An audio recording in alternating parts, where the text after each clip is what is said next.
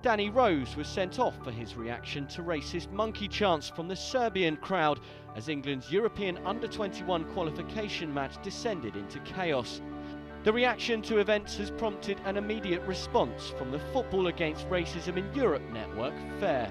I think our key focus in these sort of incidents when they happen is to try to see whether we can get as much information as we can and pass that on to the governing bodies, whose job it is then to take action, whose role it is to open disciplinary proceedings, consider the facts, and then take action, in this case against Serbia.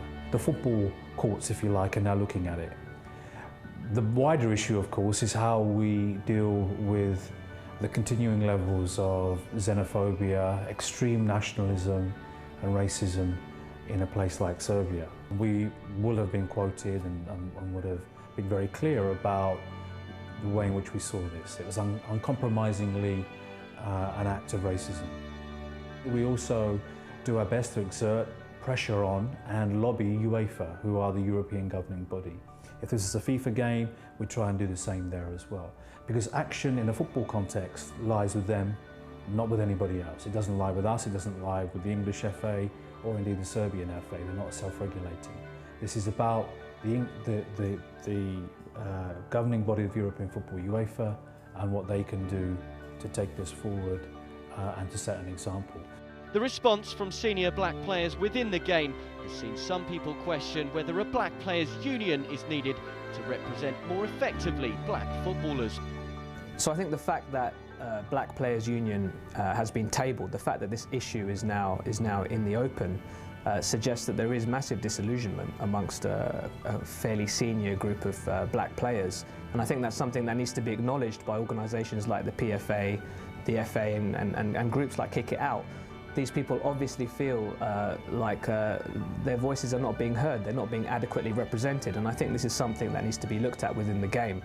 A lot of people would say a Black Players Union would represent a step back, but for some black footballers, they clearly feel like that is what is necessary in order for their voices to be heard, in order for their agenda to be put on the table. It's a very difficult subject. I definitely don't think that it is the right thing to do, to have a black union.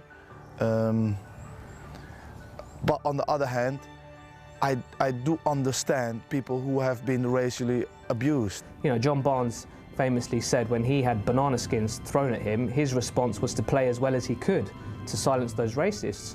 That's one response, absolutely, but you know, Mario Balotelli has recently spoken out saying my response to someone racially abusing me or throwing a banana skin would be to murder that person, you know, so clearly the world has changed, and I think, you know, people should have the right to go about their job.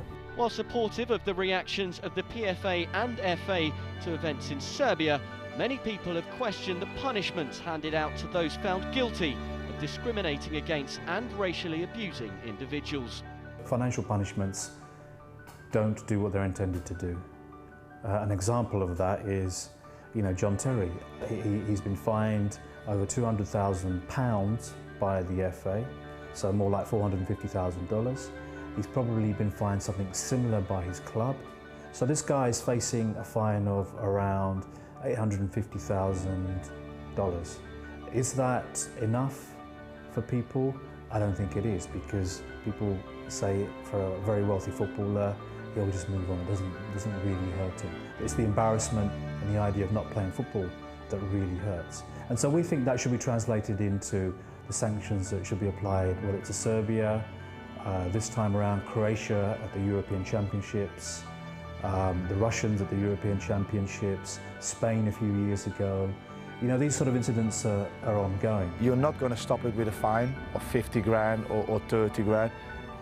That is not gonna stop them or stop fans doing that. What do fans want?